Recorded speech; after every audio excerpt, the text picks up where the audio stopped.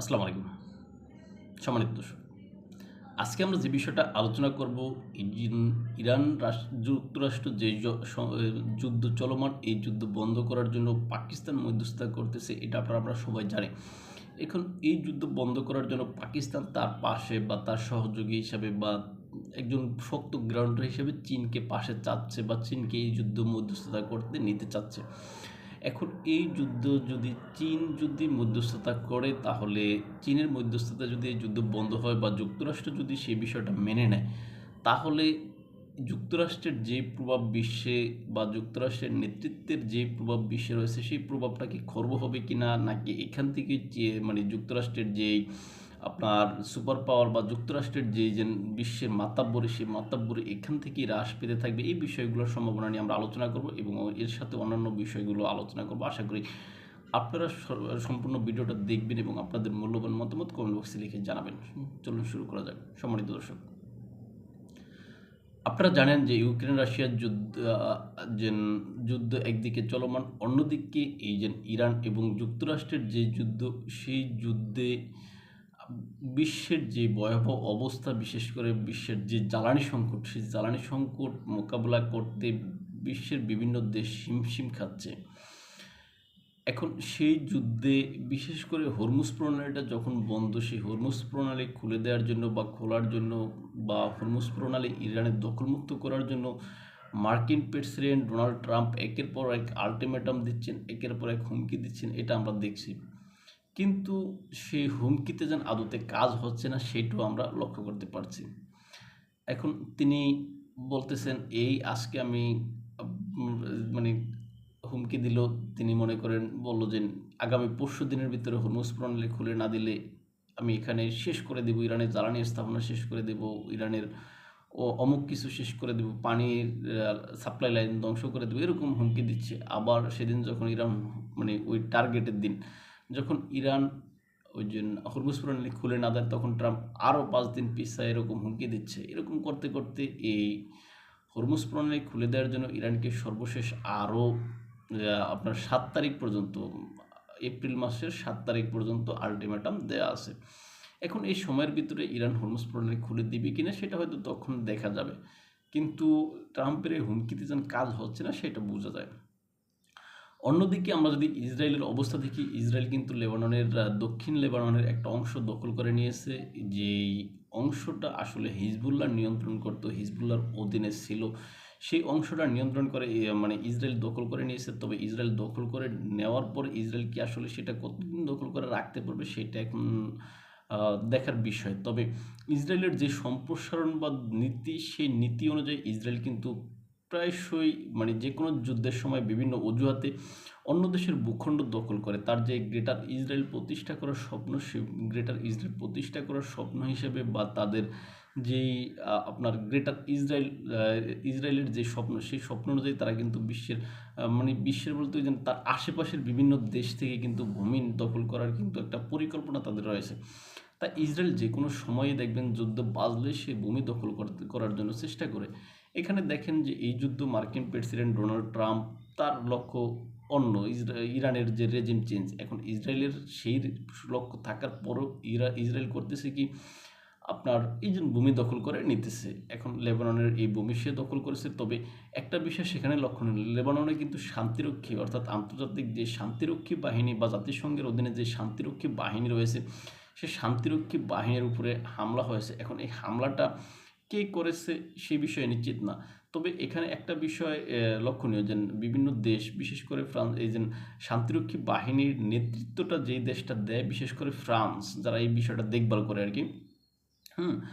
এই হামলার পরে ফ্রান্সের পক্ষ থেকে যে বিষয়টা বলা হয়েছে, যে আসলে এখানে যে হামলাটা হয়েছে অজ্ঞাত মানে স্থান থেকে অজ্ঞাত ব্যক্তিরা করছে। এখন অজ্ঞাত কারা, এখানে যদি সরাসরি হিজবুল্লাহ যদি এই হামলাটা করতো, তাহলে কিন্তু ফ্রান্স সহ ইউরোপীয় দেশ, এমনকি আমেরিকা, সবাই কিন্তু ডাকডোল পিটিয়ে সবাই বলতো যে আসলে এই হামলাটা আপনার লেবানন থেকে হিজবুল্লাহ করেছে। কিন্তু হিজবুল্লাহ তো যেহেতু এখানে হয়তো হামলাটা হিজবুল্লাহ করেনি, হামলাটা হয়তো বা ইসরায়েল করেছে, এই জন্য ইসরায়েলের নাম মুখে না নিয়ে ফ্রান্স বা অন্যান্য দেশ এটাকে অন্যভাবে নিন্দা করতেছে, কিন্তু এটা ইসরায়েলের নাম সরাসরি নিচ্ছে না। কিন্তু এটা ইসরায়েল না করে অন্য দেশ করলে এখন ওই দেশের প্রতি স্যাংশন দেওয়ার মানে দাবি উঠতো, ওই দেশকে আরও কোণঠাসা করার দাবি উঠতো, ইত্যাদি ইত্যাদি দেখা যেত। এই হচ্ছে তাদের দ্বিচারিতা। এখন ইসরায়েল যখন করেছে তখন তারা এই বিষয়টা, হ্যাঁ আমরা পরীক্ষা করে দেখতেছি, আমরা ক্লিয়ার নই, এরকমভাবে তারা এই বিষয়টা এড়িয়ে যাচ্ছে আর কি। এই হচ্ছে যুদ্ধের 1 মাস পরের অবস্থা। এখন এই 1 মাস পরে এসে এই যুদ্ধে মার্কিন প্রেসিডেন্ট ডোনাল্ড ট্রাম্প মানে একদম ফেঁসে গেছেন, এটা বোঝা যাচ্ছে।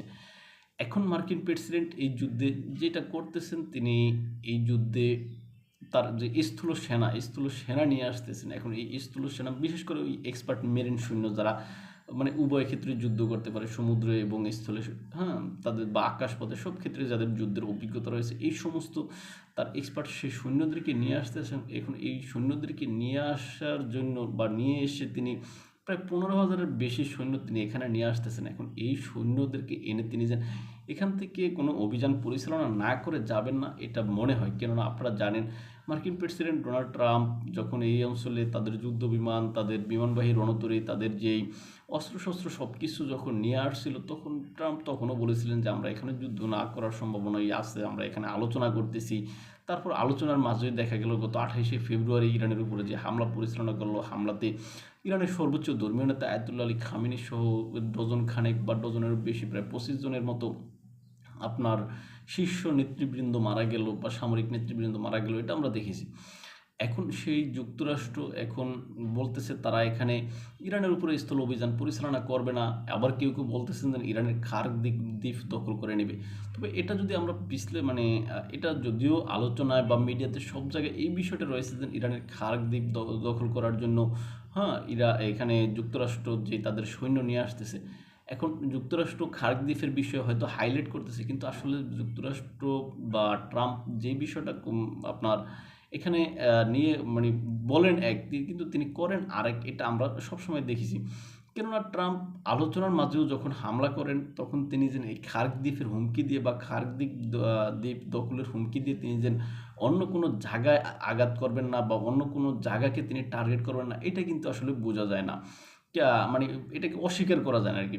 কেননা তিনি দ্বীপকে হাইলাইটে রেখে সবাই মনে করবো দ্বীপ দখলে নেবে, তাই ইরান করলো কি দ্বীপে তার কৌশলগত সকল অস্ত্রশস্ত্র সৈন্য বা এমনকি তার নজরদারি সেদিকে বৃদ্ধি করলো। কিন্তু হঠাৎ করে দেখা গেল কি যুক্তরাষ্ট্র দ্বীপে না গিয়ে সরাসরি তেহরানের যেই মানে ইরানের যেই আপনার ওই যেন হয়তো নাতাঞ্জ বা ফোর্দো যে পারমাণবিক স্থাপনা আছে, সেই স্থাপনায় হামলা করলো। সেখান থেকে তাদের যেই কেউ বলে 400 কেজি, 410 কেজি বা 500 কেজি যেই পরিমাণে হোক না কেন, ওই ইউরেনিয়াম নেওয়ার জন্য কী করলো, সেখানে একটা অভিযান পরিচালনা করলো। অথবা হঠাৎ করে ইরানের যেই সুপ্রিম লিডার যেখানে আছে সেখানে একটা অভিযানের পরিচালনা করে। এই যে ইরানের সর্বোচ্চ ধর্মীয় নেতা যিনি মোস্তফা খামেনি আছেন, তাকে নিয়ে গেল, হ্যাঁ নিয়ে গিয়ে যেভাবে যে ভেনেজুয়েলার প্রেসিডেন্টকে নিয়ে গেল, এরকমও তো করতে পারে। এটা কিন্তু মানে আপনার মানে অমূলক নয় বা এটা যেন হতে পারে না সেটা কিন্তু বলা যাবে না। সুতরাং ট্রাম্প সবই বিকল্প চিন্তা ভাবনা করে রাখতে পারেন। আর ট্রাম্পের কথাবার্তার একটা বৈশিষ্ট্য, তিনি যেটা বলেন আসলে সেটা করেন না, করেন উল্টোটা, এটা আমরা মোটামুটি বুঝতে পারি। এখন তাই আমার মনে হয় ইরানকে এই বিষয়টা আসলে সতর্ক থাকা উচিত, এই বিষয়টা মাথায় রাখা উচিত। এখন আমরা যেই আলোচনার কথা মূলত নিয়ে আসলাম, এই যুদ্ধের মধ্যস্থতা করার জন্য যে আপনার পাকিস্তান মধ্যস্থতা করতেছে। এখন পাকিস্তান এই যুদ্ধে শক্তিশালী একটা পক্ষ হিসেবে চীনকে পাশে চাচ্ছে বা চীনকে নিতে চাচ্ছে। এখন চীনের যে মধ্যস্থতা সেটা যুক্তরাষ্ট্র কি মেনে নিবে কিনা, আবার চীনের সাথে যেহেতু আপনার ইরানের একটা ভালো সম্পর্ক মোটামুটি রয়েছে, এখন সেক্ষেত্রেও এখানে চীনের গ্রহণযোগ্যতার বিষয় আসলে হ্রাস পাবে বলে আমার কাছে মনে হয়। এখন চীন এবং এই পাকিস্তান মিলে যৌথ যে 5 দফা দাবি উত্থাপন করেছে, সেই দাবিগুলো আসলে মার্কিন প্রেসিডেন্ট মানবে কি না সেটা এখন দেখার বিষয়। কেননা এখানে যদি এই 5টা দফা যদি দাবিগুলো কী কী, যেমন বেসামরিক স্থাপনায় আঘাত করবে না, উপসাগরীয় দেশগুলোর বেসামরিক কোনো স্থাপনায় বা জননিরাপত্তা বিঘ্নিত এরকম জায়গায় কোনো আঘাত করা যাবে না, এরকম কথা বলা হয়েছে। তারপর বলা হয়েছে যে উপসাগরীয় দেশগুলো ইরান সহ প্রত্যেকেরই নিরাপত্তা নিশ্চিত করতে হবে।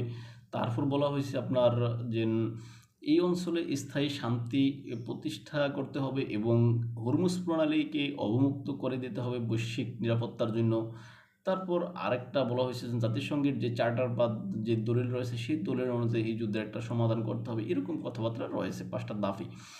এখন এই 5টা দাবি কি যুক্তরাষ্ট্র মেনে নিবে কিনা, আবার চীনের যে মধ্যস্থতায় উত্থাপিত দাবি বা চীনের নেতৃত্বে বা চীনের সমর্থনে যে উত্থাপিত দাবি, সেই দাবি যদি যুক্তরাষ্ট্রের মতো পরাশক্তি মেনে নেয়, তাহলে যুক্তরাষ্ট্র যেহেতু বৈশ্বিকভাবে নিজেকে শ্রেষ্ঠত্ব দাবি করে, বিশ্বের নেতা দাবি করে, এখন সেই যুক্তরাষ্ট্রের প্রভাব কি এই চীনের কাছ থেকে এখানে কি খর্ব হতে যাচ্ছে?